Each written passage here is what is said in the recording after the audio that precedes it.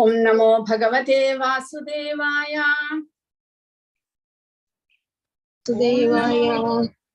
ഓം നമോ ഭഗവതേ വാസുദേവായ. ഓം നമോ ഭഗവതേ വാസുദേവായ. ഓം നമോ ഭഗവതേ വാസുദേവായ. ഓം നമോ ഭഗവതേ വാസുദേവായ.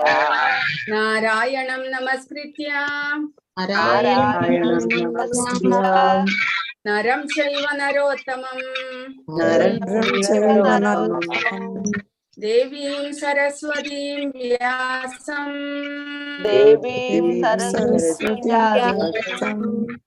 തതോ ജയമുദീരയേത് നഷ്ടപ്രായേഷു അഭദ്രേഷു നിത്യം ഭാഗവത സേവയാ ഭഗവതി ഉത്തമ ശ്ലോകേ ഭക്തിർഭവതി നൈഷ്ഠികീ. ശ്രീമദ് ഭാഗവതം. അപ്പോൾ ഇന്ന് 12ാമത്തെ ശ്ലോകമാണ്.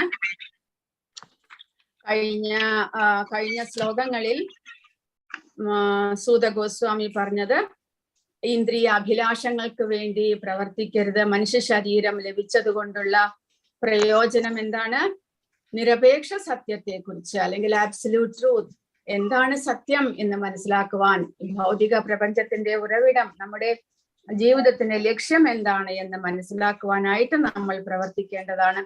അപ്പോൾ അങ്ങനെ ആ നിരപേക്ഷ സത്യത്തെ 3 വിധത്തിൽ നമുക്ക് സാക്ഷാത്കരിക്കുവാൻ സാധിക്കും. നിരപേക്ഷ സത്യത്തെ സാക്ഷാത്കരിക്കുവാനായിട്ട് പലവിധ പ്രക്രിയകളുമുണ്ട്. ജ്ഞാനയോഗം, കർമ്മയോഗം, ഭക്തിയോഗം, അഷ്ടാംഗയോഗം, അങ്ങനെ നിരവധി പ്രക്രിയകളുണ്ട്. ആ പ്രക്രിയകളിലൂടെ നമുക്ക് 3 വിധത്തിൽ ഭഗവാനെ സാക്ഷാത്കരിക്കുവാൻ സാധിക്കുന്നു. ബ്രഹ്മൻ, പരമാത്മാവ്, ഭഗവാൻ. അങ്ങനെ 3 വിധത്തിൽ നമുക്ക് സാക്ഷാത്കരിക്കുവാൻ സാധിക്കുന്നു എന്ന് കഴിഞ്ഞ ശ്ലോകത്തിൽ പറഞ്ഞു. ഇനി ആ നിരപേക്ഷ സത്യത്തെ സാക്ഷാത്കരിക്കാൻ സാധിക്കും 3 വിധത്തിൽ. പക്ഷെ അതെങ്ങനെയാണ്, ഏത് പ്രക്രിയകളിലൂടെ എങ്ങനെ നമുക്ക് സാക്ഷാത്കരിക്കാൻ സാധിക്കുന്നു, ആ വഴികളാണ് ഇനി ഉള്ള ശ്ലോകങ്ങളിലൂടെ സൂത ഗോസ്വാമി നമുക്ക് പറഞ്ഞു തരുന്നത്.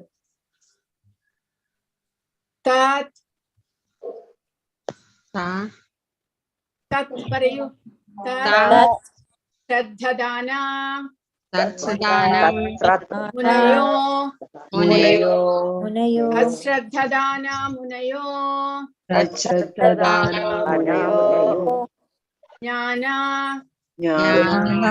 വൈരാഗ്യ യുക്തയാ ജ്ഞാന വൈരാഗ്യ യുക്തയാ പശ്യന്തി ആത്മനി ചാത്മാനം പശ്യന്ത്യാത്മനി ചാത്മാനം ഭക്ത്യാ ശ്രുതഗൃഹീതയാ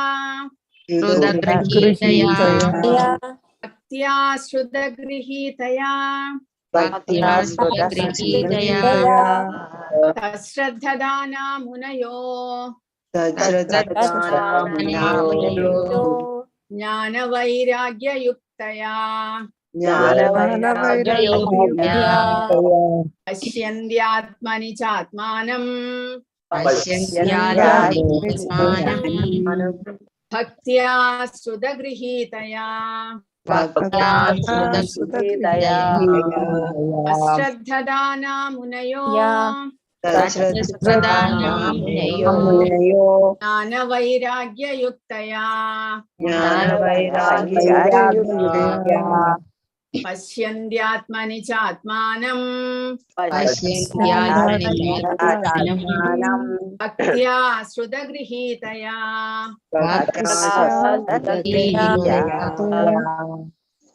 ഹരേ കൃഷ്ണ. വായിക്കൂ ഓരോരുത്തരായിട്ട്. ഹരേ കൃഷ്ണ. വായിക്കട്ടെ. വായിക്കൂ. തദ്ശ്രദ്ധദാനമുനയോ ജ്ഞാനവൈരാഗ്യയുക്തയാ പശ്യന്ത്യാത്മനി ചാത്മാനം ഭക്ത്യാ ശ്രുതഗൃഹീതയാ. ഹരേ കൃഷ്ണ. ഹരേ കൃഷ്ണ. തച്ഛ്രദ്ധധാനാ മുനയോ ജ്ഞാനവൈരാഗ്യയുക്തയാ പശ്യന്ത്യാത്മനി ചാത്മാനം ഭക്ത്യാ ശ്രുതഗൃഹീതയാ. ഹരേ കൃഷ്ണ.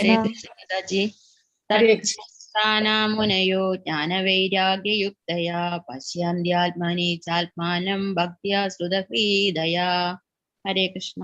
ഹരേ കൃഷ്ണ. തച്ഛ്രദ്ധധാനമുനയോ ജ്ഞാനവൈരാഗ്യയുക്തയാ പശ്യാന്ത്യാത്മനി ചാത്മാനം ഭക്ത്യാ ശ്രുതഗൃഹീതയാ. ഹരേ കൃഷ്ണ. ഹരേ കൃഷ്ണ. തച്ഛ്രദ്ധദാനമുനയോ ജ്ഞാനവൈരാഗ്യയുക്തയാ പശ്യന്ത്യാത്മനി ചാത്മാനാം ഭക്ത്യാ ശ്രുതഗൃഹീതയാ. ഹരേ കൃഷ്ണ. ഹരേ കൃഷ്ണ.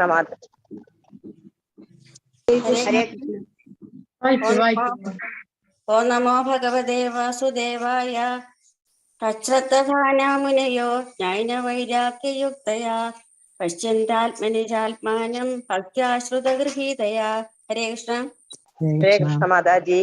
തച്ഛ്രദ്ധദാനമുനയോ ജ്ഞാനവൈരാഗ്യയുക്തയാ പശ്യന്ത്യാത്മനി ചാത്മാനം ഭക്ത്യാ ശ്രുതഗൃഹീതയാ. ഹരേ കൃഷ്ണ മാതാജി. ഹരേ കൃഷ്ണ മാതാജി. തത്രദ്ധദാനാമുനയോ ജ്ഞാനവൈരാഗ്യയുക്തയാ പശ്യന്ത്യാത്മാനി ചാത്മാനം ഭക്ത്യാ ശ്രുതഗൃഹീതയാ. ഹരേ കൃഷ്ണ മാതാജി. ശ്രദ്ധദാനാമുനയോ ജ്ഞാനവൈരാഗ്യയുക്തയാ പശ്യന്ത്യാത്മനി ചാത്മാനം ഭക്ത്യാ ശ്രുതഗൃഹീതയാ. ഹരേ കൃഷ്ണ. ഹരേ കൃഷ്ണ. തച്ഛ്രദ്ധദാനാമുനയോ ജ്ഞാനവൈരാഗ്യയുക്തയാ പശ്യന്ത്യാത്മാനി ചാത്മാനം ഭക്ത്യാ ശ്രുതഗൃഹീതയാ. ഹരേ കൃഷ്ണ. ഹരേ കൃഷ്ണ മാതാജി. ഹരേ കൃഷ്ണ. വായിക്കൂ. തശ്രദ്ധനാം മുനയോ ജ്ഞാനവൈരാഗ്യയുക്തമാം പശ്യന്താത്മാനി ചാത്മാനം ഭക്ത്യാ പശ്യന്ത്യാത്മനി. ഹരേ കൃഷ്ണ. ഹരേ Krishna.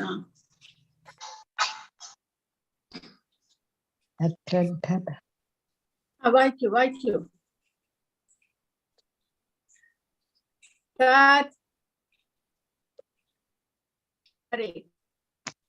Word to word meaning എല്ലാവരും പറയൂ.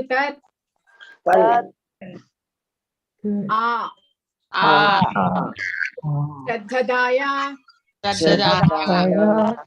ഗൗരവ ജിജ്ഞാസുവായ മുനയഃ മുനിമാർ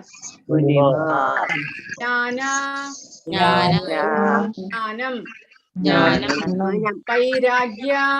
വൈരാഗ്യം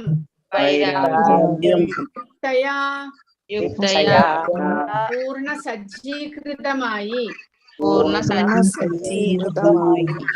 പശ്യന്തി ദർശിക്കുക ആത്മനി സ്വയം അവനിൽ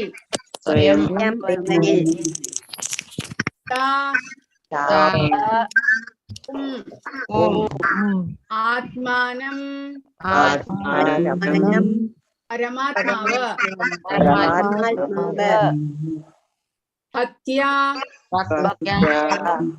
ഭക്തിയുത സേവനത്തിൽ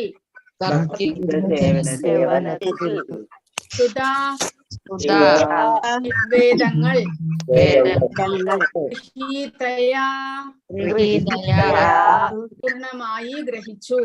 പൂർണ്ണമായി ഗ്രഹിച്ചു. ജ്ഞാനത്താലും വൈരാഗ്യത്താലും പൂർണ്ണ സജ്ജനായ ഗൗരവ ജിജ്ഞാസുവായ വിദ്യാർത്ഥി വേദാന്ത സ്തുതിയിലൂടെ അയാൾ ശ്രവിച്ചതെന്തോ അതിന്റെ അടിസ്ഥാനത്തിൽ ഭക്തിയുത സേവന സമർപ്പണത്തിലൂടെ ആ നിരപേക്ഷ സത്യത്തെ സാക്ഷാത്കരിക്കുന്നു. അപ്പോൾ നിരപേക്ഷ സത്യത്തെ 3 വിധത്തിൽ സാക്ഷാത്കരിക്കാം. എങ്ങനെയാണ് കുറിച്ച് മനസ്സിലാക്കുവാൻ ശ്രമിക്കുന്ന ഒരു വിദ്യാർത്ഥി എങ്ങനെയാണ് ആ നിരപേക്ഷ സത്യത്തെ സാക്ഷാത്കരിക്കുന്നത്? ജ്ഞാനത്താലും വൈരാഗ്യത്താലും നമ്മൾ പൂർണ്ണമായിട്ട് സജ്ജരാകണം. ആധ്യാത്മിക ജ്ഞാനം കരസ്ഥമാക്കുവാൻ ശ്രമിക്കണം. അതുകൂടാതെ ഭൗതികതയിലുള്ള വൈരാഗ്യവും വളർത്തിയിട്ട് വേണം നമ്മൾ ഇതിനു വേണ്ടി ശ്രമിക്കേണ്ടത്. അങ്ങനെ വേദാന്ത ശ്രുതിയിലൂടെ, വേദങ്ങളിലൂടെ പറഞ്ഞിട്ടുള്ളത് പ്രകാരം, അല്ലെങ്കിൽ ഭഗവത്ഗീത ഭാഗവതത്തിലൂടെ മനസ്സിലാക്കിയത് പ്രകാരം ആ ജിജ്ഞാസുവായിട്ടുള്ള വിദ്യാർത്ഥി അയാൾ പരിശ്രമിച്ചുകൊണ്ട് അതിന്റെ അടിസ്ഥാനത്തിൽ ഭക്തിയുത സേവനമാണ് ഭഗവാനെ സാക്ഷാത്കരിക്കുവാൻ ശ്രേഷ്ഠമായിട്ടുള്ള ഉപായം എന്ന് മനസ്സിലാക്കിക്കൊണ്ട് ആ നിരപേക്ഷ സത്യത്തെ ആ വഴിയിലൂടെ ഭക്തിയുത സേവന സമർപ്പണത്തിലൂടെ ആ ഭഗവാനെ സാക്ഷാത്കരിക്കാൻ ശ്രമിക്കുന്നു എന്നാണ് ഇവിടെ പറയുന്നത്. ഹരേ കൃഷ്ണ. ഇനി ഓരോരുത്തരായിട്ട് വായിക്കൂ. പക്ഷെ ബാക്കിയുള്ളവർ ദയവായി ഓഡിയോ ഓഫ് ചെയ്യുക.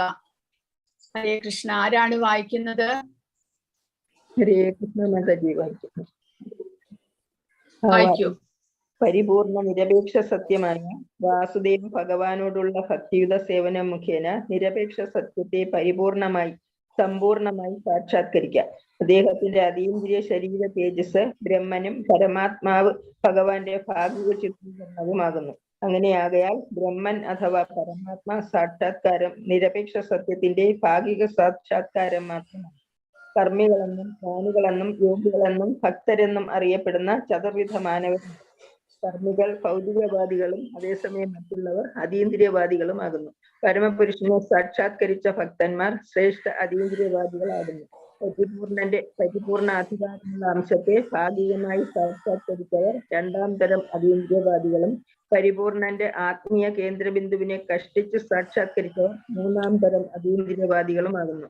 ഭഗവത്ഗീതയിലും സമസ്ത വേദശാസ്ത്രങ്ങളിലും പ്രസ്താവിച്ചിരിക്കുന്നത് പോലെ ഭൗതിക സംസർഗ നിർമുക്തതയുടെയും പരിപൂർണ അഭിജ്ഞാനത്തിന്റെയും പിൻബലത്തോടു കൂടിയ ഭക്തിയുത സേവനത്തിലൂടെ മാത്രമേ പരമപുരുഷനായ ഭഗവത് സാക്ഷാത്കാരം സാധ്യമാകൂ. ഭക്തിയുത സേവനത്തെ ജ്ഞാനവും ഭൗതിക സംസർഗ നിസ്സംഗതയും അനുഗമിക്കുന്നുവെന്ന കേന്ദ്രാശയത്തെ നാം മുൻപ് തന്നെ വിശദീകരിച്ചു കഴിഞ്ഞു. ബ്രഹ്മൻ, പരമാത്മാവ് എന്നീ സാക്ഷാത്കാരങ്ങൾ നിരപേക്ഷ സത്യത്തിന്റെ അപൂർണ സാക്ഷാത്കാരങ്ങളാകയാൽ ബ്രഹ്മൻ, പരമാത്മാവ് സാക്ഷാത്കാര മാർഗങ്ങളും അപ്രകാരമാകുന്നു. അതായത് നിരപേക്ഷ സത്യ സാക്ഷാത്കാരത്തിനുള്ള ജ്ഞാന യോഗ മാർഗങ്ങളും അപൂർണങ്ങളാണ്. ഹരേ കൃഷ്ണ. ഹരേ കൃഷ്ണ. നീ ആരാണ് വായിക്കുന്നത്? ഹരേ കൃഷ്ണ മാതാജി. ഞാൻ വായിക്കട്ടെ. വായിക്കും. ഭൗതിക സംസർഗ നിർമുക്തത സമ്പൂർണ്ണ ജ്ഞാനത്തിന്റെ പൂർവ്വതലത്തിൽ അധിഷ്ഠിതവും വേദാന്ത ശ്രുതിയുടെ ശ്രവണത്തിലൂടെ ദൃഢീകൃതവുമായ ഭക്തിയുത സേവനം മാത്രമാണ്. ജിജ്ഞാസുവായ വിദ്യാർത്ഥിക്ക് നിരപേക്ഷ സത്യസാക്ഷാത്കാരം സാധ്യമാകുന്നതിന് ഉചിതമായ മാർഗമാകിയാൽ ഭക്തിയുത സേവനം അല്പജ്ഞാനികളായ ആധ്യാത്മിക സമൂഹത്തെ ഉദ്ദേശിച്ചുള്ളവയല്ല. ഒന്നാം തരം, രണ്ടാം തരം, മൂന്നാം തരം എന്നിങ്ങനെ 3 വിഭാഗം ഭക്തരുണ്ട്. മൂന്നാം തരം ഭക്തർ അഥവാ അഭിനവ ഭക്തർ ജ്ഞാനമുള്ളവരും ഭൗതിക സംസർഗത്തിൽ നിന്നും നിർമുക്തരാകാത്തവരും എന്നാൽ പ്രാഥമിക പ്രവർത്തനമായ വിഗ്രഹാരാധനയിൽ മാത്രം ആകൃഷ്ടരായവരുമാണ്. അവരെ ഭൗതിക ഭക്തർ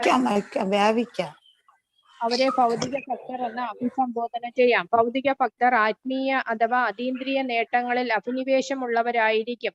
ആകയാൽ ഒരാൾ ഭൗതിക ഭക്തിയുടെ നിന്നും രണ്ടാം തരം ഭക്തിയുത അവസ്ഥയിലേക്കുള്ള നിശ്ചിത വികാസം പ്രാപിക്കണം. രണ്ടാം തരം അവസ്ഥയിൽ പരമദിവ്യോത്തമ പുരുഷൻ, ഭഗവത് ഭക്തർ, അജ്ഞാനി, അസൂയാലു എന്നീ ഭക്തിമാർഗത്തിലുള്ള 4 തത്വങ്ങളെ ഭക്തർ ദർശിക്കുന്നു.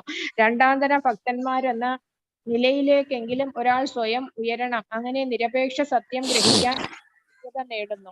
ഹരേ കൃഷ്ണ മാതാജി. ഹരേ കൃഷ്ണ. വായിക്കാത്തവർ ദയവായിട്ട് ഓഡിയോ ഓഫ് ചെയ്യുക. വളരെയധികം ശബ്ദം വരുന്നുണ്ട്. ഹരേ കൃഷ്ണ. ഇനി ആരാണ് വായിക്കുന്നത്?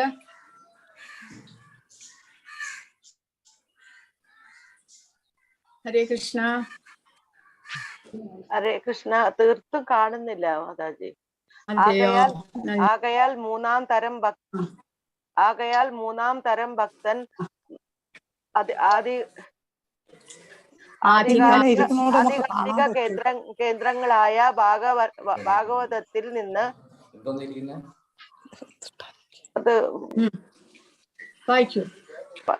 കാണാൻ പറ്റുന്നില്ല മാതാജി. കാണാൻ പറ്റുന്നില്ല, അതാണ്. ശരി ശരി, ഞാൻ വായിക്കാം. കുറച്ച് മൂന്നാം തരം ഭക്തൻ.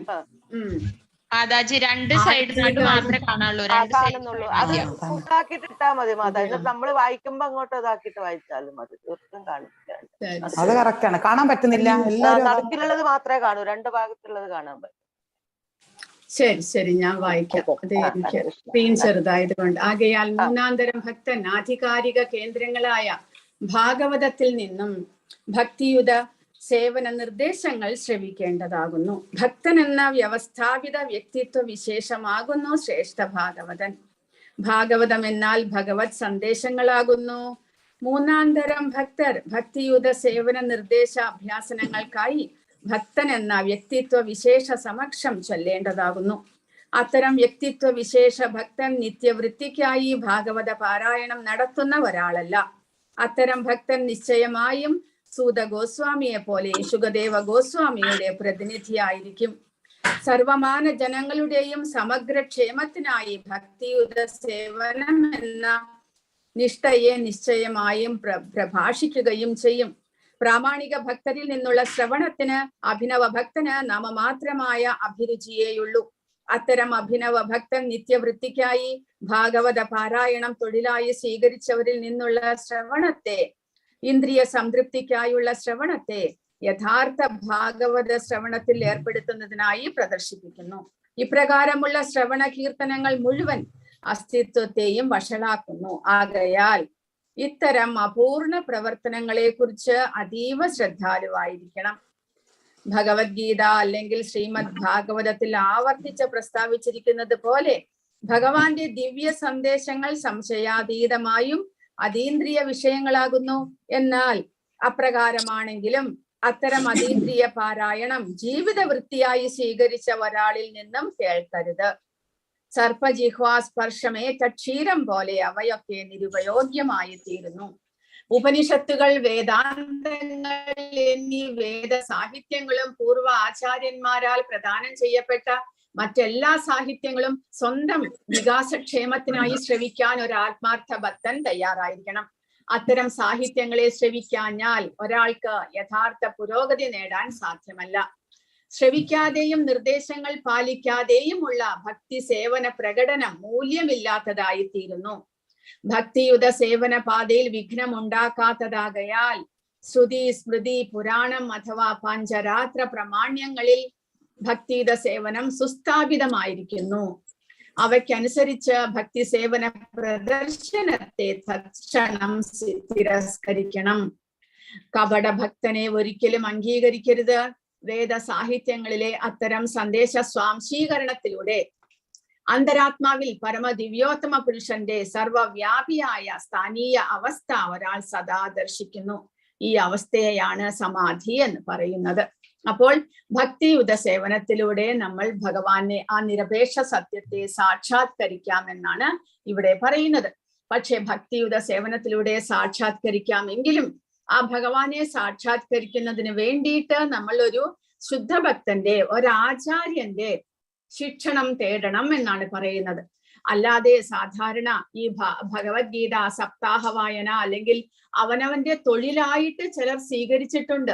ഈ ഭക്തിയുത സേവനവും മറ്റുള്ളവർക്ക് ഇതെല്ലാം പറഞ്ഞു കൊടുക്കുക, വേദങ്ങളും ശാസ്ത്രങ്ങളും പുരാണങ്ങളും എല്ലാം പറഞ്ഞു കൊടുക്കുന്നത് കാശിനു വേണ്ടിയിട്ട്. അതാണ് അവനവന്റെ തൊഴിലായിട്ട് സ്വീകരിക്കുക എന്ന് പറയുന്നത്. ആ തൊഴിലായിട്ട് സ്വീകരിക്കുമ്പോൾ എന്ത് സംഭവിക്കുന്നു? അവിടെ ഭക്തി ഉണ്ടാകുന്നില്ല. അവരുടെ പ്രവചനം മൂലം നമ്മുടെ ഉള്ളിലും ഭക്തി വളരാനായിട്ട് സാധിക്കുന്നില്ല. കാരണം അവർക്ക് അത് വെറും ഒരു തൊഴിൽ മാത്രമാണ്. കാശിന് വേണ്ടിയിട്ട്, സമ്പാദ്യത്തിന് വേണ്ടിയിട്ടാണ് അവർ ഈ കാരണങ്ങളെല്ലാം ചെയ്യുന്നത്. ആക്ച്വലി ഇതെല്ലാം ശൂത ഗോസ്വാമി അല്ലെങ്കിൽ സുഖദേവ ഗോസ്വാമി പറയുന്നത് പോലെ നമുക്ക് എങ്ങനെ പരീക്ഷിത്ത് മഹാരാജാവിന്റെ ഭക്തി വളർത്തി ആ അവസാന 7 ദിവസങ്ങളിൽ അദ്ദേഹത്തെ പരിപൂർണനാക്കുവാനും അദ്ദേഹത്തെ ഭഗവത് ധാമത്തിലേക്ക് പറഞ്ഞു വിടാനുമായിട്ട് എങ്ങനെ സുഖദേവ ഗോസ്വാമി ആ ഭാഗവതം ആ പരിശുദ്ധ ഭക്തിയോടുകൂടി അരുളി ചെയ്തുവോ അതുപോലെയുള്ള ഭക്തന്മാരിൽ നിന്ന് നമ്മൾ ശ്രവിക്കണം എന്നാണ് പറയുന്നത്. അതിലൂടെ മാത്രമേ നമ്മുടെ ഭക്തി വളർത്തുവാൻ നമുക്ക് സാധിക്കുകയുള്ളൂ. അല്ലെങ്കിൽ ശ്രവണവും നമ്മൾ ശ്രവിക്കുന്നതും അങ്ങനെയുള്ള തൊഴിലായിട്ട് സ്വീകരിച്ച ഒരാൾ കീർത്തനം ചെയ്യുന്നതും എല്ലാം വെറും പാഴ്വാക്കാകുന്നു. കാരണം കഴിഞ്ഞ ശ്ലോകങ്ങളിലൂടെ സൂത ഗോസ്വാമി പറഞ്ഞു, അങ്ങനെയുള്ളതെല്ലാം ശ്രമയേവഹി കേവലം. അതീന്ദ്രിയമായിട്ടുള്ള ഭഗവാന്റെ ഭക്തി വളർത്തുവാൻ സാധിച്ചില്ല എന്നുണ്ടെങ്കിൽ ഈ ശ്രവണ കീർത്തനങ്ങളെല്ലാം വെറും ശ്രമയേവഹി കേവലം, വെറും ശ്രമം മാത്രമേ ആകുന്നുള്ളൂ, വെറും പാഴ് വർക്ക് മാത്രമേ ആകുന്നുള്ളൂ എന്നാണ് പറയുന്നത്. അപ്പോൾ 4 വിധത്തിലുള്ള ജനങ്ങളുണ്ട് എന്നാണ് ഇവിടെ പറയുന്നത്. കർമ്മികൾ, ജ്ഞാനികൾ, യോഗികൾ, ഭക്തർ. കർമ്മികൾ എന്ന് പറഞ്ഞാൽ കാമ്യകർമ്മങ്ങൾ ചെയ്തുകൊണ്ട് അവനവന്റെ ജീവിതം, ലൗകിക തലത്തിൽ ജീവിതം തള്ളി നീക്കുന്നവരെയാണ് കർമ്മി എന്ന് പറയുന്നത്. കർമ്മത്തിന്റെ ഫലത്തിൽ ആസക്തിയുള്ളവർ. അവർ അതീന്ദ്രിയവാദികളല്ല. അവർക്ക് ഭഗവാനുമായിട്ട് യാതൊരു ബന്ധവും ഇല്ല. എന്ന് പറഞ്ഞാൽ ഭഗവാനെ ബന്ധപ്പെടാനായിട്ട് അവർ ശ്രമിക്കുന്നില്ല. താൻ ആരാണ് എന്നോ അല്ലെങ്കിൽ ആ പരമസത്യത്തെ അന്വേഷിക്കുവാനോ ഒന്നും അവർ ശ്രമിക്കുന്നില്ല. അവർ വെറും കർമ്മികൾ മാത്രമാണ്. പിന്നെയുള്ള 3 കൂട്ടർ അതീന്ദ്രിയവാദികളാണ്. ആരൊക്കെയാണ്? ജ്ഞാനികൾ, യോഗികൾ, ഭക്തർ. ജ്ഞാനികൾ എന്ന് പറയുമ്പോൾ ജ്ഞാനം സമ്പാദിക്കാൻ ശ്രമിക്കുന്നവർ, ആത്മജ്ഞാനത്തിലേക്ക് ഉയരുവാൻ ശ്രമിക്കുന്നവർ. അവർ ബ്രഹ്മനിർവാണം പോകുന്നു. അവർക്ക് ആത്മജ്ഞാനം വരെ എത്തിയാൽ മതി, അതിലും കൂടുതലായിട്ട് അവർ പരിശ്രമിക്കുന്നില്ല. അവർക്ക് ഈ ഭൗതികതയിൽ നിന്നുള്ള മോചനം അത്രമാത്രമേ അവർ ആഗ്രഹിക്കുന്നുള്ളൂ. അതുകൊണ്ട് അവർ ബ്രഹ്മജ്യോതിയിൽ പോയി ലയിക്കാനായിട്ട് ആഗ്രഹിക്കുന്നു. അങ്ങനെയുള്ളവരെ ജ്ഞാനികൾ എന്ന് പറയുന്നു. യോഗികൾ പരമാത്മ സാക്ഷാത്കാരത്തിന് വേണ്ടി ധ്യാനത്തിലൂടെ ഭഗവാനെ സാക്ഷാത്കരിക്കാൻ ശ്രമിക്കുന്ന അഷ്ടാംഗ യോഗികളാണ്. ഭക്തർ എന്ന് പറയുമ്പോൾ നേരിട്ട് ഭഗവാന്റെ കൃഷ്ണാവബോധത്തിലൂടെ ഭഗവാനെ സേവിക്കാൻ ശ്രമിക്കുന്നവരാണ്. അങ്ങനെയുള്ള 4 വിധത്തിലുള്ള മാനവരുണ്ട്. അപ്പോൾ അതിൽ 3 പേർ ജ്ഞാനി, യോഗി, ഭക്തർ, ഇവർ മാത്രമാണ് അതീന്ദ്രിയവാദികൾ. മറ്റുള്ളവർ കർമ്മികൾ, ഭൗതികവാദികളാണ്. അവർ കാമ്യകർമ്മങ്ങൾ ചെയ്യുന്നവരാണ്. അപ്പോൾ പക്ഷേ ഇതിൽ ഏറ്റവും ഉന്നതരായിട്ടുള്ള ഭക്തരാരാണ്? സാക്ഷാത് ഭഗവാനെ സേവിക്കാൻ ശ്രമിക്കുന്ന ഭക്തന്മാർ. അവർ പരമപുരുഷനെ സാക്ഷാത്കരിച്ച ഭക്തന്മാർ ശ്രേഷ്ഠ അതീന്ദ്രിയവാദികളാകുന്നു. പരിപൂർണന്റെ അല്ലെങ്കിൽ പരമാത്മ സാക്ഷാത്കാരത്തിന് വേണ്ടി ശ്രമിക്കുന്ന ഭക്തന്മാർ അവർ 2ാം തരം അതീന്ദ്രിയവാദികളെ ആകുന്നുള്ളൂ. അവർ പരിപൂർണ ഉന്നതമായിട്ടുള്ള അതീന്ദ്രിയവാദികളല്ല. 3ാമത്തെവരോ ജ്ഞാനികൾ, ഭഗവാന്റെ ആ ബ്രഹ്മജ്യോതിയെ ആശ്രയിച്ചുകൊണ്ട് ബ്രഹ്മനിർവാണം പോകാൻ ശ്രമിക്കുന്നവർ. അവർ 3ാം തരം അതീന്ദ്രിയവാദികളാണ്. അപ്പോൾ ഏറ്റവും ശ്രേഷ്ഠൻ ഇതിൽ ഭക്തരാണ് എന്നാണ് പറയുന്നത്. ഭഗവത്ഗീതയിലും സമസ്ത വേദശാസ്ത്രങ്ങളിലും പ്രസ്താവിച്ചിരിക്കുന്നത് പോലെ ഭൗതിക സംസർഗ നിർമുക്തതയുടെയും, അതായത് വൈരാഗ്യം വളർത്തിക്കൊണ്ട് പൂർണ്ണ അഭിജ്ഞാനത്തിന്റെയും ജ്ഞാനവും വൈരാഗ്യവും വളർത്തിക്കൊണ്ട് അതിന്റെ പിൻബലത്തോടു കൂടി ഭക്തിയുത സേവനത്തിലൂടെ മുന്നേറുന്ന ഭക്തൻ, അങ്ങനെയുള്ള ഭക്തന്മാർക്ക് മാത്രമേ പരമപുരുഷനായ ഭഗവാന്റെ സാക്ഷാത്കാരം സാധിക്കുകയുള്ളൂ. അപ്പോൾ ഭക്തിയുത സേവനങ്ങൾ ചെയ്യുകയും അതിനോടൊപ്പം ഭൗതികതയോടുള്ള വൈരാഗ്യവും വളർത്തണം, ആത്മീയ ജ്ഞാനം കരസ്ഥമാക്കുവാൻ ശ്രമിക്കുകയും ചെയ്യണം. അത് 3ഉം ഒത്തുചേർന്ന് പോകുമ്പോഴാണ് നമുക്ക് ഭഗവാന്റെ സാക്ഷാത്കാരം സാധിക്കുന്നത് എന്നാണ് ഇവിടെ പറയുന്നത്. അപ്പോൾ ഭക്തിയുത സേവനങ്ങൾ ചെയ്യുന്നത് കൊണ്ട് ജ്ഞാനവും വൈരാഗ്യവും ആ ഭക്തിയെ അനുഗമിക്കുന്നുണ്ട്. നമുക്ക് അത് രണ്ടും ഫ്രീ ആയിട്ട് ലഭിക്കുന്നു. മറ്റുള്ളവയിൽ അതില്ല. ജ്ഞാനയോഗിക്കും പിന്നെ അഷ്ടാംഗ യോഗിക്കുമെല്ലാം അതിനു വേണ്ടി സെപ്പറേറ്റ് ആയിട്ട് പരിശ്രമിക്കണം. പക്ഷെ നമ്മൾ ഭഗവാന്റെ ഭക്തിയുത സേവനങ്ങൾ ചെയ്യുന്നത് നമ്മുടെ എല്ലാ ഇന്ദ്രിയങ്ങളും ഉപയോഗിച്ചുകൊണ്ടാണ്. അതുകൊണ്ട് എന്ത് സംഭവിക്കുന്നു? ആ ഇന്ദ്രിയങ്ങളും സ്വഭേദയാ പരിശുദ്ധമാകുന്നു. അതുകൊണ്ട് ഭൗതികതയോടുള്ള വൈരാഗ്യവും ആത്മീയ ജ്ഞാനവും നമുക്ക് ഒരുമിച്ച് തന്നെ ലഭിക്കുകയാണ് ചെയ്യുന്നത്. പക്ഷേ ജ്ഞാനികളും യോഗികളും ആകട്ടെ, ജ്ഞാനികൾ ആത്മജ്ഞാനം ലഭിക്കുവാൻ പരിശ്രമിക്കുകയാണ്. പക്ഷേ അവർ ഒരു ആരാധനാക്രമം ഇല്ലാത്തത് കൊണ്ട്, ഭഗവാനെല്ലാം സമർപ്പിക്കാൻ അവർക്ക് സാധിക്കാത്തത് കൊണ്ട് എന്ത് സംഭവിക്കുന്നു? ഇന്ദ്രിയ നിയന്ത്രണം അവിടെ സാധ്യമാകുന്നില്ല. അവർ അധപ്പതിക്കാനും സാധ്യതയുണ്ട്.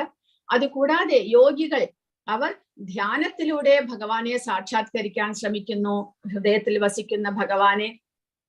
അപ്പോൾ അവരും അധപ്പതിക്കാനായിട്ട് ശ്രമിക്കുന്നുണ്ട്. ഈ 2 ദിക്കിലും ഇന്ദ്രിയങ്ങളെ അവരവരുടെ തന്നെ ശ്രമം മൂലം നിയന്ത്രിക്കാനാണ് ശ്രമിക്കുന്നത്. പക്ഷെ ഭക്തിയോഗികൾക്ക് ഭഗവാന്റെ സേവനത്തിലേക്ക് നമ്മൾ നമ്മുടെ ഇന്ദ്രിയങ്ങളെ പൂർണ്ണമായും വിനിയോഗിക്കുന്നത് മൂലം നമ്മുടെ നാവിനെ ഭഗവാന്റെ നാമജപം ചെയ്തുകൊണ്ട്, ഭഗവത് പ്രസാദം കഴിച്ചുകൊണ്ട് നമ്മൾ നാവിനെ നിയന്ത്രിക്കുന്നു. ആ ഒരു നിഷ്ഠയിലൂടെ ദൃഢനിശ്ചയത്തിലൂടെ നമ്മൾ ഭഗവത് പ്രസാദം മാത്രമേ കഴിക്കുകയുള്ളൂ എന്ന നിഷ്ഠ ഒരു ഭക്തൻ ഏൽക്കുകയാണ്. അദ്ദേഹം ഭഗവാന് നിവേദിച്ച പ്രസാദം മാത്രമേ കഴിക്കുകയുള്ളൂ. സദാസമയവും ഭഗവാന്റെ നാമം ഉരുവിടുന്നു. കണ്ണുകൊണ്ട് ഭഗവാനെ കാണുവാനും ഭഗവാനെ കുറിച്ച് വായിക്കുവാനും എല്ലാം ശ്രമിക്കുന്നു. ചെവികൾ കൊണ്ട് ഭഗവാനെ കുറിച്ച് കേൾക്കുവാൻ ശ്രമിക്കുന്നു. അങ്ങനെ നമ്മുടെ ഇന്ദ്രിയങ്ങളെ ഭഗവാന്റെ സേവനത്തിലേക്ക് വേണ്ടി നമ്മൾ വിനിയോഗിക്കുമ്പോൾ ഇന്ദ്രിയങ്ങളുടെ നിയന്ത്രണം വളരെ എളുപ്പത്തിൽ നമുക്ക് സാധ്യമാകുന്നു. അതിലൂടെ ഇന്ദ്രിയവും നിയന്ത്രണവും ഭക്തിയുത സേവനവും രണ്ടും ഒരുമിച്ച് കൊണ്ടുപോകുമ്പോൾ ആത്മീയ ജ്ഞാനവും നമുക്ക് കരസ്ഥമാക്കുവാൻ സാധിക്കുന്നു. വളരെ വേഗത്തിൽ അങ്ങനെ ഭക്തിയിലേക്ക് നമുക്ക് ഉയരുവാൻ സാധിക്കുന്നു എന്നാണ് പറയുന്നത്.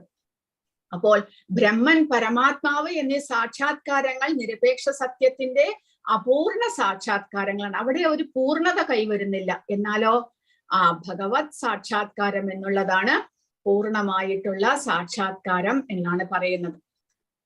അതുകൊണ്ട് ജ്ഞാനയോഗ മാർഗങ്ങളും അപൂർണമാകുന്നു. ബ്രഹ്മസാക്ഷാത്കാരവും പരമാത്മ സാക്ഷാത്കാരവും അപൂർണമാണ്. അതുകൊണ്ട് അതിനുവേണ്ടി പരിശ്രമിക്കുന്ന ജ്ഞാനയോഗവും യോഗമാർഗങ്ങളും അത് രണ്ടും തന്നെ അപൂർണമാകുന്നു എന്ന്. അപ്പോൾ ഇങ്ങനെ ഈ പരമസത്യത്തെ സാക്ഷാത്കരിക്കാൻ ശ്രമിക്കുന്ന ഭക്തന്മാരെയും 3 വിധത്തിൽ തിരിച്ചിരിക്കുന്നു. അതായത് ഏറ്റവും താഴേക്കിടയിലുള്ളവർ, മധ്യത്തിലുള്ളവർ, ശുദ്ധഭക്തന്മാർ. അവരെ 3 വിധത്തിലാണ് തിരിച്ചിരിക്കുന്നത്. ഏറ്റവും താഴേക്കിടയിലുള്ളവർ, അതായത് ഭഗവാനെ കുറിച്ച് കേൾക്കുവാൻ ആഗ്രഹിച്ചു തുടങ്ങി ആദവ് ശ്രദ്ധ, അവരുടെ ഉള്ളിൽ വിശ്വാസത്തോടുകൂടി സത്സംഗത്തോടുകൂടി ആ സത്സംഗത്തിൽ പറയുന്ന നിയമങ്ങളും നിബന്ധനകളും അനുസരിച്ച് ജീവിക്കാൻ തുടങ്ങുന്ന ഭക്തന്മാരുണ്ട്. അവരെ നമ്മൾ കനിഷ്ഠ അധികാരി എന്ന് വിളിക്കുന്നു. അവരാണ് ഏറ്റവും താഴേക്കിടയിലുള്ള 3ാം തരം ഭക്തർ. അവരെന്ത് ചെയ്യുന്നു? 3ാം തരം ഭക്തർ ഭക്തിയുത സേവന നിർദ്ദേശ അഭ്യസനങ്ങൾക്കായി ഭക്തൻ എന്ന വ്യക്തിത്വ വിശേഷ സമക്ഷം ചെല്ലേണ്ടതാകുന്നു. അങ്ങനെയുള്ള ഭക്തർ എങ്ങനെയാണ് സാമാന്യ മര്യാദകൾ പാലിക്കേണ്ടത്, എങ്ങനെയാണ് ഭക്തിയുത സേവനങ്ങൾ ചെയ്യേണ്ടത്, അതിനുവേണ്ടി ഞാൻ എന്തെല്ലാം അഭ്യസിക്കണം എന്നെല്ലാം അറിയാനായിട്ട്, അതെല്ലാം കേൾക്കുവാനായിട്ട് ഒരാചാര്യനെ സമീപിച്ച് ശുദ്ധഭക്തന്റെ നിർദ്ദേശങ്ങളിലൂടെ സാധനാഭക്തികൾ ചെയ്തിട്ട് മുന്നേറേണ്ടതായിട്ടുണ്ട്. അങ്ങനെയുള്ള ആ ഭക്തന്മാരെ, ആരംഭ ഭക്തന്മാരെ കനിഷ്ഠ അധികാരി എന്ന് വിളിക്കുന്നു. അത്തരം വ്യക്തിത്വ വിശേഷ ഭക്തൻ നിത്യവൃത്തിക്കായി ഭാഗവത പാരായണം നടത്തുന്ന ഒരാളല്ല. അങ്ങനെയുള്ള വ്യക്തിയിൽ നിന്ന് നമ്മൾ ഒരിക്കലും ഉപദേശങ്ങൾ സ്വീകരിക്കരുത് എന്ന്. അതായത് നിത്യവൃത്തിക്കായി കൊണ്ട് ഭാഗവത പാരായണം നടത്തിക്കൊണ്ട് മറ്റുള്ളവർക്ക് ഉപദേശങ്ങൾ നൽകുന്നുണ്ടെങ്കിലും അവനവന്റെ ഒരു ജോലിയായിട്ട്, ഒരു തൊഴിലായിട്ടാണ് അത് സ്വീകരിച്ചിരിക്കുന്നത്. അങ്ങനെയുള്ളവർ ശുദ്ധഭക്തന്മാരാകില്ല. അവരുടെ കയ്യിൽ നിന്ന് നമ്മൾ ഉപദേശങ്ങൾ സ്വീകരിക്കുന്നത് നമ്മളെ ഭക്തിയിലേക്ക് ഉയർത്തുകയില്ല. അതുകൊണ്ട് ഭഗവാന്റെ പരമ്പരയിലൂടെ വരുന്ന ശുദ്ധഭക്തന്മാരിൽ നിന്ന് തന്നെ പ്രഭാഷണം നമ്മൾ കേൾക്കേണ്ടതായിട്ടുണ്ട് എന്ന്. അങ്ങനെ കനിഷ്ഠ ഭക്തൻ, അങ്ങനെ ഒരു ഭഗവത് ഭക്തന്റെ സത്സംഗത്തിലൂടെ മുന്നേറാനായിട്ട് അദ്ദേഹത്തിന് സാധിക്കും.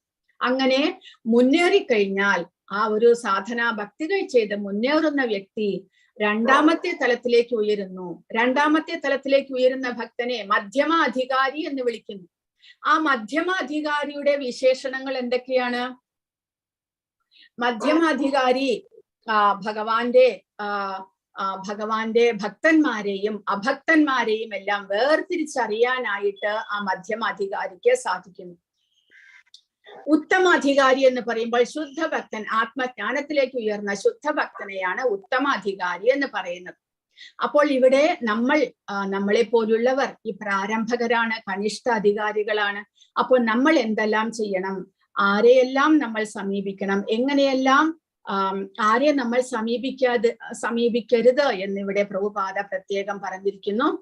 അത്തരം അഭിനവ ഭക്തൻ നിത്യവൃത്തിക്കായി ഭാഗവത പാരായണം തൊഴിലായി സ്വീകരിച്ചവരിൽ നിന്നുള്ള ശ്രവണത്തെ, ഇന്ദ്രിയ സംതൃപ്തിക്കായുള്ള ശ്രവണത്തെ യഥാർത്ഥ ഭാഗവത ശ്രവണത്തിൽ ഏർപ്പെടുത്തുന്നതിന് പ്രദർശിപ്പിക്കുന്നു.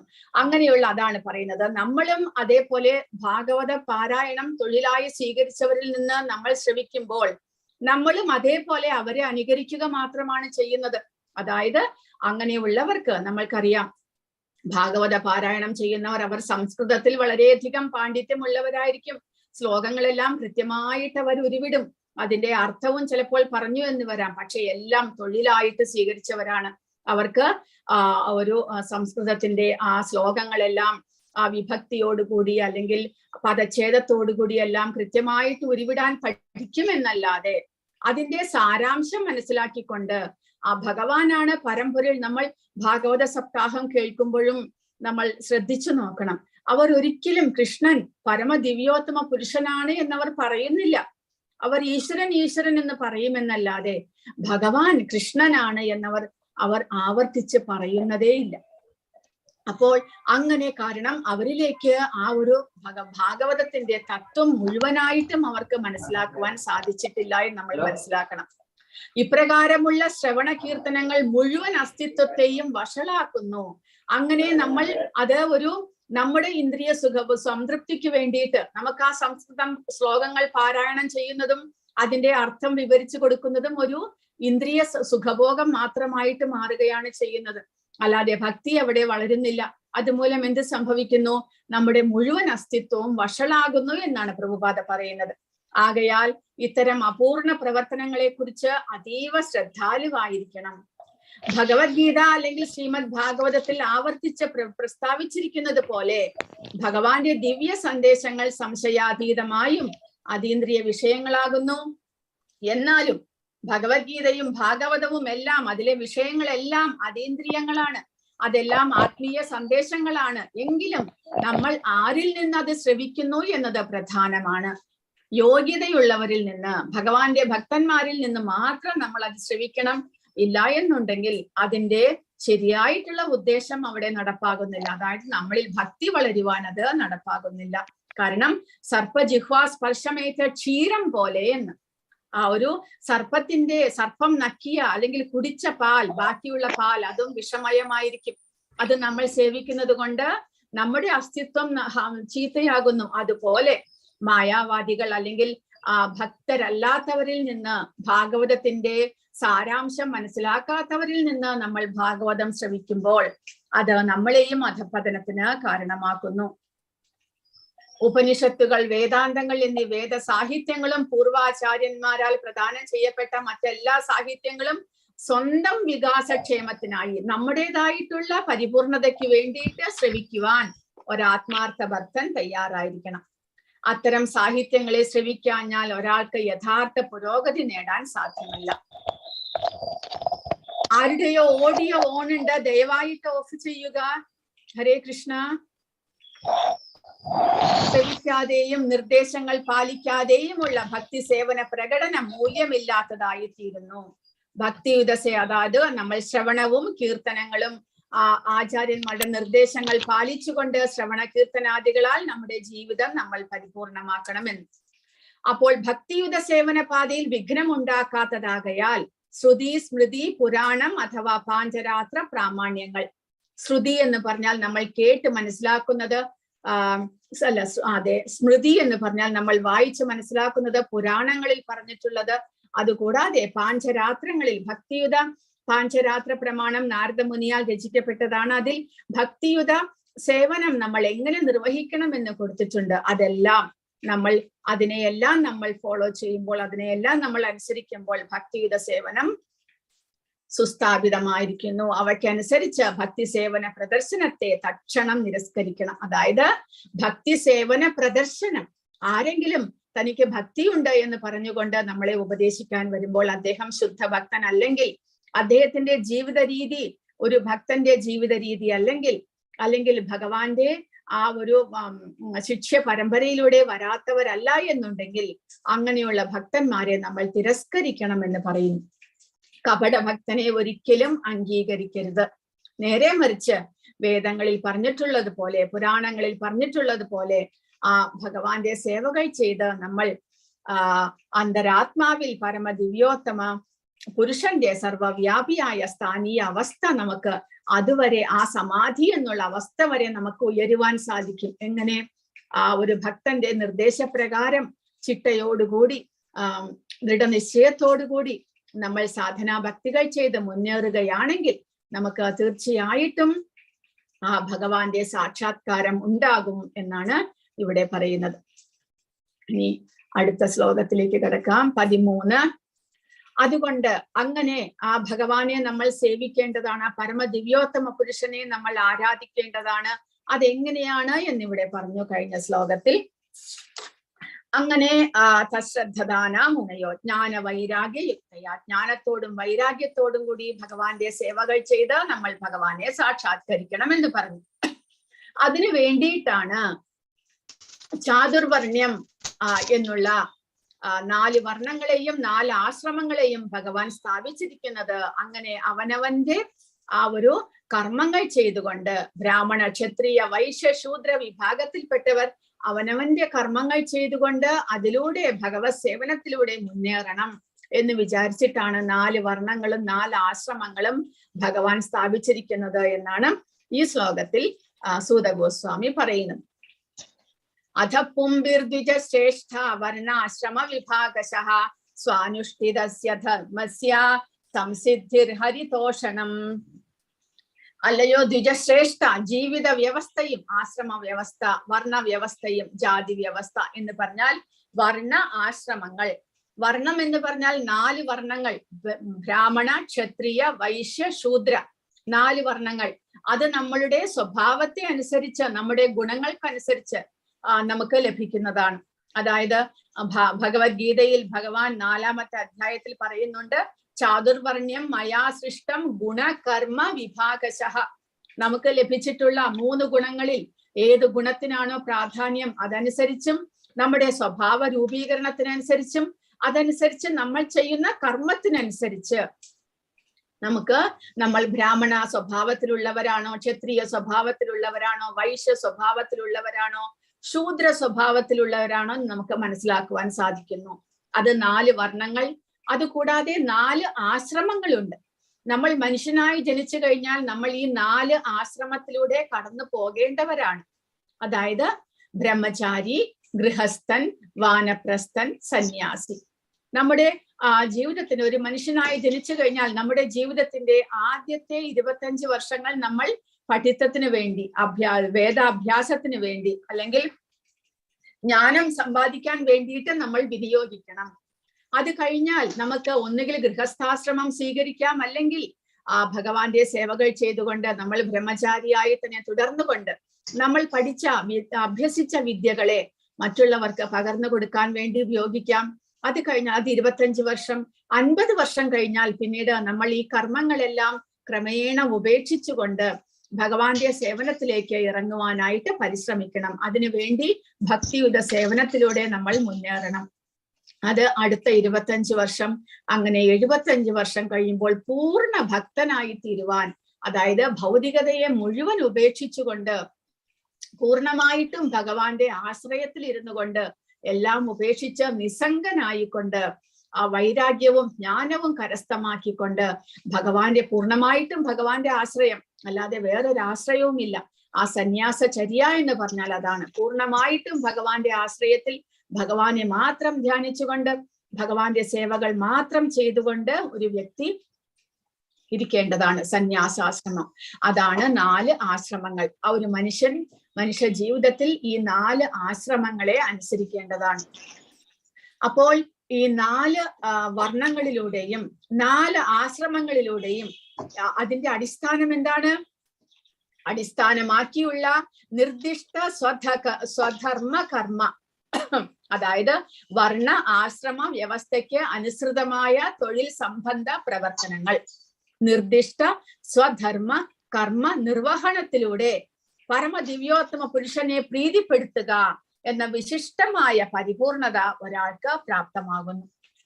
അപ്പോൾ ഈ ചാതുർവർണ്ണ്യത്തിലൂടെ വർണ്ണ ആശ്രമ വ്യവസ്ഥതയിലൂടെ നമുക്ക് ഭഗവാന്റെ പരിപൂർണതയിലേക്ക്, ഭഗവാനിലേക്ക് നമുക്ക് എത്തിപ്പെടാൻ സാധിക്കും. അതിന് വേണ്ടിയിട്ടുള്ളതായിരുന്നു മുൻപ് നമ്മുടെ പൂർവികരെല്ലാം പരിശീലിച്ചു കൊണ്ടിരുന്നു. നമ്മുടെ സമൂഹത്തിൽ ഇത് നിലനിന്നിരുന്നു. ഇത് ജാതി വ്യവസ്ഥയോ അല്ലെങ്കിൽ ആരുടെയെങ്കിലും മേധാവിത്വം കാണിക്കാൻ വേണ്ടിയുള്ളതോ അല്ല. ഇത് സമൂഹത്തിന്റെ ഒരു വ്യവസ്ഥിതിയാണ്. കാരണം ഒരു ബ്രാഹ്മണൻ എന്ന് പറയുന്നത്, ബ്രാഹ്മണൻ ജനനത്തോടുകൂടി ബ്രാഹ്മണൻ ആകുന്നില്ല. പിന്നെയോ ജനനത്തോടുകൂടി എല്ലാവരും ശൂദ്രനാണ് എന്നാണ് പറയുന്നത്. ജന്മനാ ജായതേ ശൂദ്രഹ, ജനനത്തോടുകൂടി ഒരാൾ ശൂദ്രന്റെ, അതായത് ഒരു സംസ്കാരവും ലഭിക്കാത്ത ഒരു വ്യക്തി ഒരു ശൂദ്രനായിട്ട് കരുതപ്പെടുന്നു. അയാൾക്ക് ഒരു യോഗ്യതയും ഇല്ല. പിന്നെയോ സംസ്കാരാത് ഭവേ ദ്വിജഃ, സംസ്കാരം കൊണ്ട് എന്തൊക്കെ സംസ്കാരം? ഗർഭം ധരിക്കുമ്പോൾ തന്നെ ഗർഭാധാന സംസ്കാരമുണ്ട്.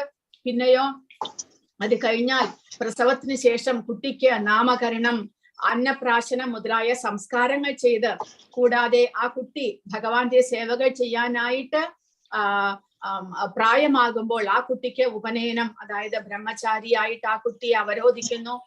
പിന്നീട് വേദാഭ്യാസങ്ങളെല്ലാം ചെയ്തുകൊണ്ട് ആ കുട്ടി മുന്നേറണം.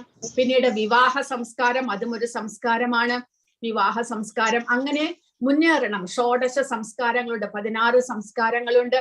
ആ സംസ്കാരങ്ങളെല്ലാം അനുഷ്ഠിച്ചുകൊണ്ട് ഒരാൾ മുന്നേറുമ്പോൾ ഭഗവാന്റെ ആത്മീയതയിലേക്ക് മുന്നേറുവാൻ വേണ്ടിയിട്ടാണ് ഇതെല്ലാം ചെയ്യുന്നത്.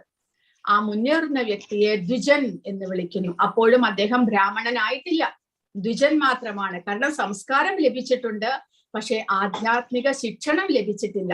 അപ്പോൾ അങ്ങനെയുള്ള ഒരു വ്യക്തി അടുത്തത് വിപ്രനാണ്. വേദപാഠാത് ഭവേത് വിപ്രഹ. വിപ്രൻ എന്ന് പറയുമ്പോൾ അദ്ദേഹം ഈ ആധ്യാത്മിക കാര്യങ്ങളെല്ലാം പഠിക്കുവാനായിട്ട് തന്റെ ജീവിതത്തെ വിനിയോഗിക്കുമ്പോൾ അദ്ദേഹത്തെ വിപ്രൻ എന്ന് വിളിക്കുന്നു. അങ്ങനെ പഠിച്ച് മനസ്സിലാക്കി സ്വന്തം ജീവിതത്തിൽ പകർത്തി ബ്രഹ്മജ്ഞാനം, ആത്മജ്ഞാനത്തിലേക്ക് ഉയർന്നു കഴിഞ്ഞാൽ അങ്ങനെയുള്ള വ്യക്തിയാണ് ബ്രഹ്മജാനാതീതി ബ്രാഹ്മണ. അപ്പോൾ മാത്രമേ, അങ്ങനെയുള്ള വ്യക്തി മാത്രമേ ബ്രാഹ്മണൻ എന്ന് വിളിക്കുവാനായിട്ട് യോഗ്യനാകുന്നുള്ളൂ. ആ ബ്രഹ്മജ്ഞാനം ലഭിക്കണം, ഭഗവാനെ കുറിച്ച് പൂർണ്ണമായിട്ട് അറിവുണ്ടാകുകയും താൻ സ്വയം ആത്മജ്ഞാനത്തിലേക്ക് ഉയരുകയും ചെയ്യണം. അങ്ങനെയുള്ള വ്യക്തിയാണ് ബ്രാഹ്മണൻ. അപ്പോൾ ഭഗവാൻ പറഞ്ഞിട്ടുണ്ട്, അങ്ങനെ സാധാരണ ജനങ്ങൾക്ക് ആ നിലയിലേക്ക് ഉയരുവാൻ സാധ്യമല്ല. പിന്നെയോ ബുദ്ധിയുള്ളവർക്ക് മാത്രമേ സാധ്യമാകുകയുള്ളൂ എന്ന്. അഹം സർവസ്യ പ്രഭവോ മത്ത സർവം പ്രവർത്തതേ ഇതി മത്വാ ഭജന്തേ മാം ബുധാഭാവ സമന്വിതഃ. ബുദ്ധിമാന്മാർ ഭഗവാനാണ് എല്ലാത്തിന്റെയും ഉറവിടവും ഉത്ഭവസ്ഥാനവും എന്ന് മനസ്സിലാക്കിക്കൊണ്ട് ഭഗവാനെ ഭജിക്കുന്നു. അങ്ങനെയുള്ള ബുദ്ധിമാന്മാർ മാത്രമേ ബ്രാഹ്മണന്റെ അവസ്ഥയിലേക്ക് ഉയരുന്നുള്ളൂ. അതുകൊണ്ടാണ് അദ്ദേഹത്തെ ബുദ്ധിശക്തിയുള്ള വർഗത്തെ ബ്രാഹ്മണർ എന്ന് വിളിക്കുന്നു. അവർ മറ്റുള്ളവർക്ക് ഉപദേശങ്ങൾ കൊടുക്കുവാനും മറ്റുള്ളവരെ ആത്മീയതയിലേക്ക് ഉയർത്തുവാനും പ്രാപ്തിയുള്ളവരാണ്. അതുകൊണ്ടാണ് അവരെ ബ്രാഹ്മണർ എന്ന് വിളിക്കുന്നത്, അല്ലാതെ ജാതി വ്യവസ്ഥയല്ല. ഈ ബ്രാഹ്മണന്റെ മകൻ ചിലപ്പോൾ ബ്രാഹ്മണനായിക്കൊള്ളണമെന്നില്ല. അദ്ദേഹത്തിന്റെ ഗുണങ്ങൾക്കനുസരിച്ച്, കർമ്മഫലം അനുസരിച്ച് ചിലപ്പോൾ വേറെ ഏതെങ്കിലും വർണ്ണം സ്വീകരിക്കാനേ അദ്ദേഹത്തിന് യോഗ്യതയുണ്ടാകുകയുള്ളൂ. പക്ഷെ ഇങ്ങനെ ആത്മജ്ഞാനത്തിലേക്ക് ഉയരുവാൻ ശ്രമിച്ച വ്യക്തിയെ നമ്മൾ ബ്രാഹ്മണൻ എന്ന് വിളിക്കണം എന്ന് പറയുന്നു. കൂടാതെ ക്ഷത്രിയർ ഭരണപാടവമുള്ളവരാണ്. ക്ഷത്രിയർ, വൈശ്യർ കൃഷി, ഗോരക്ഷ, വാണിജ്യം എല്ലാം ചെയ്യാൻ പ്രാപ്തിയുള്ളവരാണ്. കൂടാതെ ശൂദ്രർ മറ്റുള്ള 3 വിഭാഗക്കാർക്കും അവരവരുടെ സേവനം ചെയ്തു കൊടുക്കാൻ മാത്രം പ്രാപ്തിയുള്ള ബുദ്ധിശക്തിയുള്ളവരെ ശൂദ്രർ എന്ന് വിളിക്കുന്നു. അപ്പോൾ ഇങ്ങനെയുള്ള ജീവിത വ്യവസ്ഥയും വർണ്ണവ്യവസ്ഥയും അനുഷ്ഠിച്ചുകൊണ്ട് അവനവന്റെ കർമ്മങ്ങൾ ചെയ്തുകൊണ്ട് അവനവന് ലഭിച്ചിട്ടുള്ള സ്വധർമ്മങ്ങൾ അനുഷ്ഠിച്ചുകൊണ്ട് ഭഗവാന്റെ സേവനവും ഒരുമിച്ച് കൊണ്ടുപോകുകയാണെങ്കിൽ അങ്ങനെ അദ്ദേഹത്തിന് വിശിഷ്ടമായിട്ടുള്ള ആ ഭഗവാന്റെ പരിപൂർണതയിലേക്ക്, ഭഗവാനെ സാക്ഷാത്കരിക്കാനായിട്ട് ഉയരുവാനായിട്ട് സാധിക്കും എന്നാണ് പറയുന്നത്. അപ്പോൾ ഈ ജീവിത വ്യവസ്ഥയും വർണ്ണ ആശ്രമ വ്യവസ്ഥ എന്തിനു വേണ്ടി ഉണ്ടാക്കിയിരിക്കുന്നു ഭഗവാൻ? അതിലൂടെ പരമപുരുഷനെ പ്രീതിപ്പെടുത്തണം, അവനവന്റെ കർമ്മങ്ങൾ ചെയ്ത് ഭഗവാനെ സന്തോഷിപ്പിക്കണം എന്നാണ് പറയുന്നത്. ലോകത്തിലെ സർവമാനവ സമൂഹവും ചതുർവർണ്ണങ്ങളിലും ചതുർ ആശ്രമങ്ങളിലുമായി വിഭജിച്ചിരിക്കുന്നു. ദിഷണാശക്തർ, അതായത് ബുദ്ധിശക്തി ഉള്ളവർ ബ്രാഹ്മണർ, രണാസക്തർ, അതായത് ഭരണപാടവത്തിലേക്കും ഭരണപാടവമുള്ളവർ, വളരെയധികം ധൈര്യമുള്ളവർ, അവരെ രണാസക്തർ, അവരെ ക്ഷത്രിയർ എന്ന് വിളിക്കുന്നു. വ്യവസായികൾ, അവരെ വൈശ്യർ എന്ന് വിളിക്കുന്നു. തൊഴിലാളികൾ, അവരെ ശൂദ്രർ എന്ന് വിളിക്കുന്നു. എന്നിങ്ങനെ 4 വർണ്ണങ്ങൾ ചാതുർവർണ്ണയത്തിൽ ഉൾപ്പെടുന്നു. ജനന അടിസ്ഥാനത്തിലല്ല, മറിച്ച് കർമ്മ അടിസ്ഥാനത്തിലാണ് ഈ വർണ്ണങ്ങളെ തരം തിരിച്ചിരിക്കുന്നത്. അനന്തരം ചതുരാശ്രമ വ്യവസ്ഥകളുണ്ട്. അവ വിദ്യാർത്ഥി ജീവിതം, അതായത് ബ്രഹ്മചാരി, ഗൃഹസ്ഥ ജീവിതം, സന്യാസ ജീവിതം, പിന്നീട് ഭക്തിയുത ജീവിതം, പൂർണ്ണമായിട്ടും ഭഗവാന്റെ ആശ്രയത്തിൽ ജീവിക്കുന്ന ആ ജീവിതം. ഇങ്ങനെ 4 ആശ്രമങ്ങളുണ്ട്. മാനവ സമുദായത്തിന്റെ പരമസമ്പൂർണതയ്ക്കായി അത്തരം ജീവിത വ്യവസ്ഥകൾ നിശ്ചയമായും അത്യാവശ്യമാണ്. അല്ലാത്ത പക്ഷം യാതൊരു സാമൂഹ്യ വ്യവസ്ഥയും ആരോഗ്യകരമായ രീതിയിൽ വികാസം പ്രാപിക്കുകയില്ല. അപ്പോൾ നമ്മുടെ സമൂഹം ഇതേപോലെ ഭക്തിയിലേക്ക് അല്ലെങ്കിൽ ആത്മജ്ഞാനത്തിലേക്ക് ഉയരണമെന്നുണ്ടെങ്കിൽ ഈ 4 വർണ്ണ ആശ്രമ വ്യവസ്ഥ അത്യാവശ്യമാണ്. കാരണം അല്ല എന്നുണ്ടെങ്കിൽ എല്ലാവരും അതേപോലെ കോപ്പറേറ്റ് ചെയ്തുകൊണ്ട് എല്ലാവരും അതേപോലെ തന്നെ 4 വർണ്ണത്തിലും ആശ്രമത്തിലും ഉള്ളവർ പരസ്പര സഹായ സഹകരണമായിട്ട് ജീവിച്ചില്ല എന്നുണ്ടെങ്കിൽ ആ സമൂഹം അധപ്പതിക്കുന്നു. അത് ഒരു സെൽഫിഷ് ആയിട്ടുള്ള സ്വാർത്ഥതയിലുള്ള ഒരു സൊസൈറ്റി ആയിട്ട് മാറുകയാണ് ചെയ്യുന്നത്. മുകളിൽ പ്രസ്താവിച്ച എല്ലാ വിഭാഗം ജീവിത വ്യവസ്ഥകളുടെയും ലക്ഷ്യം നിശ്ചയമായും പരമദിവ്യോത്തമ പുരുഷന്റെ പരമാധികാരത്തെ പ്രീതിപ്പെടുത്തുന്നതായിരിക്കണം. ഈ 4 വർണ്ണങ്ങളിലും 4 ആശ്രമങ്ങളിലും ഉള്ളവരുടെ ജീവിത ലക്ഷ്യം ഭഗവാനെ സന്തോഷിപ്പിക്കുക എന്നുള്ളത് മാത്രമായിരിക്കണം. അവിടെ സ്വാർത്ഥത വന്നു കഴിഞ്ഞാൽ ആ ഒരു സമൂഹത്തിൽ ജീവിക്കുമ്പോൾ നമുക്ക് ആ ഉന്നതി പ്രാപിക്കുവാൻ സാധ്യമല്ല. മാനവ സമുദായത്തിന്റെ സ്ഥാപിത കൃത്യമാണ് സംസ്കാര സമ്പന്ന ജീവിതത്തിന് തികച്ചും സ്വാഭാവികവും സുപരിചിതവുമായ വർണ്ണ ആശ്രമധർമ്മം എന്ന് അറിയപ്പെടുന്നത്. പരമസത്യത്തെ സാക്ഷാത്കരിക്കുന്നതിന് ഒരാളെ സഹായിക്കുന്നതിനായിട്ടാണ് വർണ്ണാശ്രമ വ്യവസ്ഥകൾ സൃഷ്ടിച്ചിരിക്കുന്നത്. അതായത് അതിലൂടെ ക്ഷത്രിയരാകട്ടെ, വൈശ്യരാകട്ടെ, ശൂദ്രരാകട്ടെ അവർക്ക് ഈ ബ്രാഹ്മണന്റെ ആത്മജ്ഞാനം ലഭിച്ച ബ്രാഹ്മണന്റെ ഉപദേശത്തിലൂടെ അവനവന്റെ ജീവിതം പരിപൂർണമാക്കുവാനായിട്ട് സാധിക്കുന്നു. അതുപോലെ തന്നെ ബ്രഹ്മചാരിയാണെങ്കിലും ഗൃഹസ്ഥനാണെങ്കിലും അവരും ആ വേദങ്ങളും ഉപനിഷത്തുകളും എല്ലാം പഠിച്ച് അവനവന്റെ ജീവിതം ഒരു നിയന്ത്രിതമായിട്ടുള്ള ജീവിതത്തിലൂടെ മുന്നേറ്റിക്കൊണ്ട് അവരും ഭഗവാനെ സാക്ഷാത്കരിക്കാനായിട്ട് ശ്രമിക്കണം. അല്ലാതെ ഒരു വിഭാഗത്തിന് മറ്റൊന്നിനു മേലുള്ള കൃത്രിമ അധീശാധികാരത്തിന് അല്ല ഇത്. ഇപ്പോൾ അങ്ങനെയായിട്ട് മാറിയിരിക്കുന്നു. ഇതെല്ലാം ഒരു കാലത്ത് ബ്രാഹ്മണർ മറ്റുള്ളവരെ അവനവന്റെ എന്തെങ്കിലും സ്വാർത്ഥ താല്പര്യത്തിന് ഉപയോഗിക്കുക അല്ലെങ്കിൽ മറ്റുള്ളവർക്ക് അധീശത്വം സ്ഥാപിച്ചുകൊണ്ട് ബ്രാഹ്മണർ പറയുന്നത് മാത്രം എല്ലാവരും കേൾക്കണം എന്നുള്ള ഒരു നിലയിലേക്ക് ഉയർന്നിരുന്നു. ഇപ്പോൾ അങ്ങനെയല്ല. ഇപ്പോൾ ഭരണവർഗം മറ്റുള്ളവരെ അവരെ അടിച്ചമർത്തി ഭരിക്കുകയാണ് ചെയ്യുന്നത്. അങ്ങനെയുള്ള അവർ പറയുന്നത് പോലെ മാത്രമേ ഈ സമൂഹത്തിൽ നിലനിൽക്കുകയുള്ളൂ എല്ലാ കാര്യങ്ങളും എന്നുള്ള അവസ്ഥയിലേക്ക് എത്തി.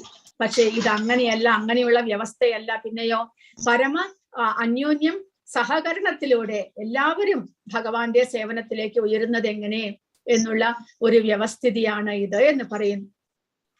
മുമ്പ് പ്രസ്താവിച്ചതുപോലെ ഇന്ദ്രിയ പ്രീതിയിൽ അഥവാ ഇന്ദ്രിയ ഇച്ഛാനിവൃത്തിയിൽ അത്യധികം അഭിനിവേശം ഉണ്ടാകുമ്പോൾ ജീവിത ലക്ഷ്യം, അതായത് നിരപേക്ഷ സത്യ സാക്ഷാത്കാരം പരാജയപ്പെടുന്നു അഥവാ പരമസത്യ സാക്ഷാത്കാരം നഷ്ടപ്പെടുന്നു.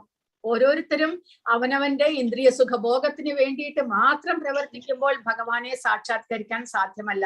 പക്ഷേ ഈ വർണ്ണ ആശ്രമ വ്യവസ്ഥയിലൂടെ നമ്മൾ പരസ്പര സഹായ സഹകരണത്തിലൂടെ ആത്മജ്ഞാനത്തിലേക്ക് നമുക്ക് ഉയരുവാൻ സാധിക്കും. കാരണം ഒരു ബ്രാഹ്മണൻ ഈ മറ്റുള്ള 3 വിഭാഗക്കാരെയും ഉപദേശിക്കുവാനും അവരുടെ ഉന്നതിയെ കുറിച്ച് വിലയിരുത്തിക്കൊണ്ട് അവർക്ക് വേണ്ടുന്ന സഹായം ചെയ്യാനും തയ്യാറായിരിക്കും. അങ്ങനെയുള്ള ബ്രാഹ്മണർ മുൻപ് സമൂഹത്തിൽ ഉണ്ടായിരുന്നു. അപ്പോൾ അവരുടെ നേതൃത്വത്തിൽ ആ സമൂഹം മുഴുവനും ആ ഉന്നതിയിലേക്ക് ഉയരുവാനായിട്ട് സാധിച്ചിരുന്നു ആ സമയത്ത്.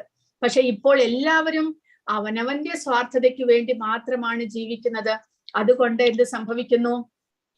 വർണ്ണാശ്രമ സ്ഥാപനത്തെ സ്വാർത്ഥരായ മനുഷ്യർ ദുർബല വിഭാഗത്തെ ചൂഷണം ചെയ്യുവാനായി ഉപയോഗിക്കുന്നു.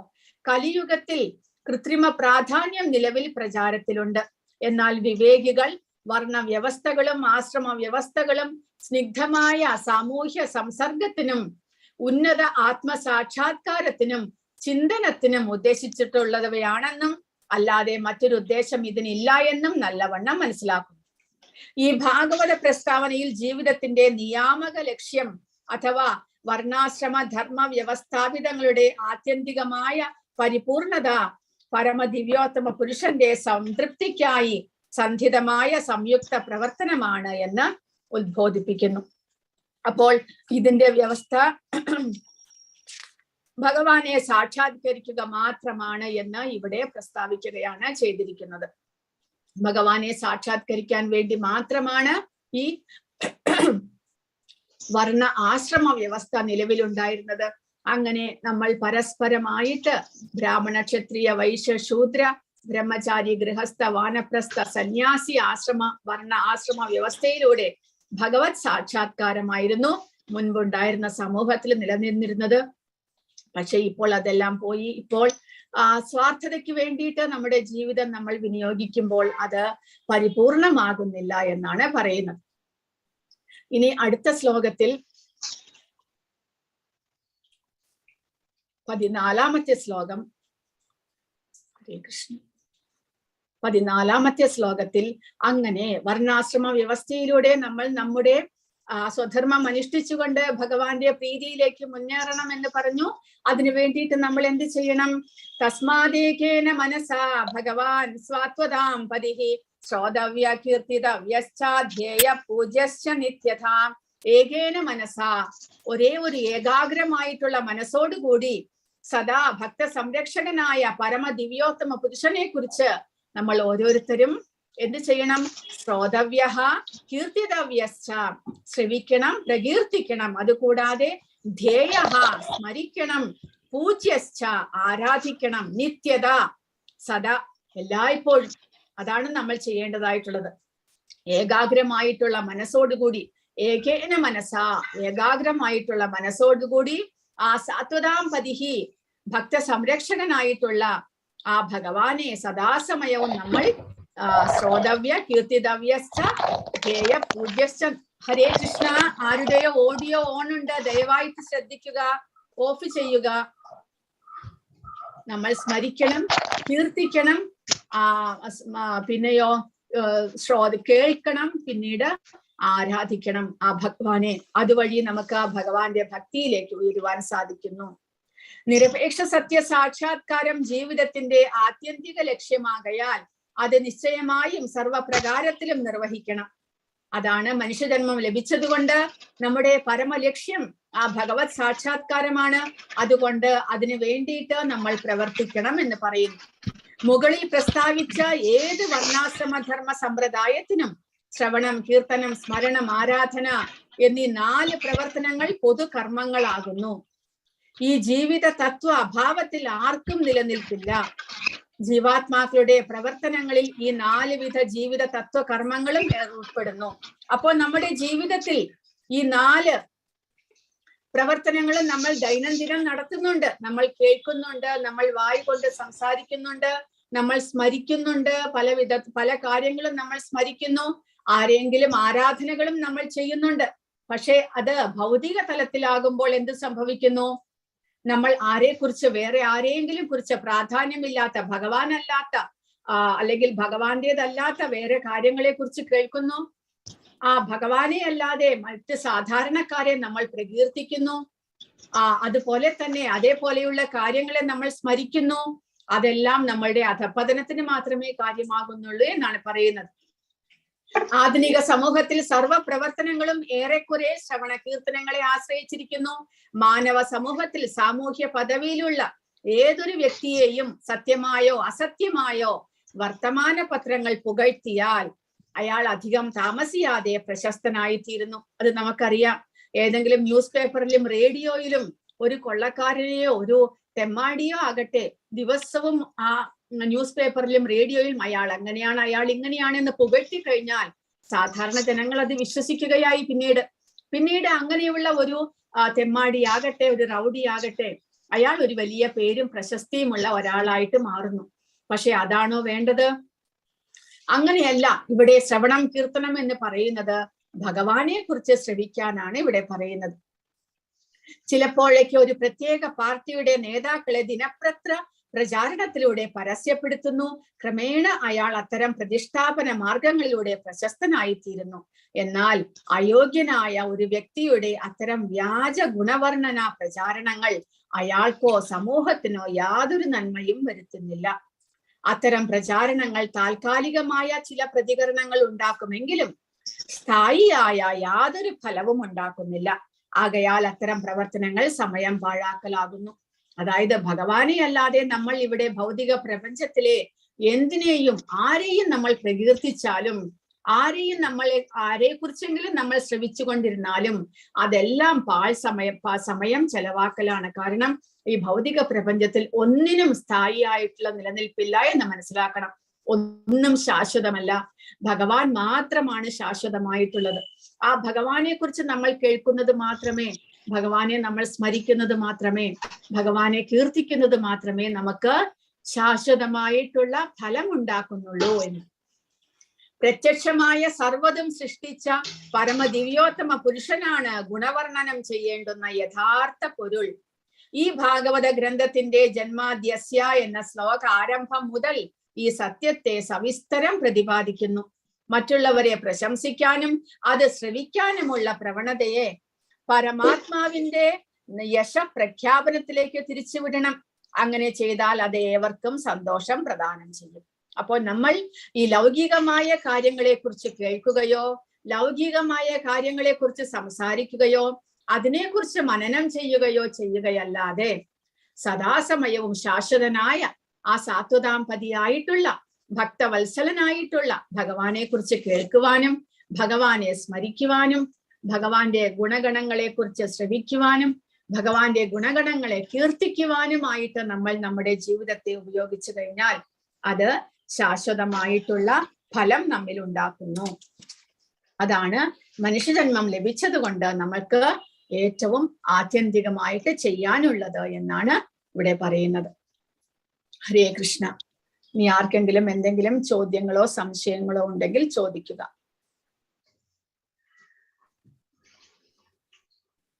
ഹരേ കൃഷ്ണ.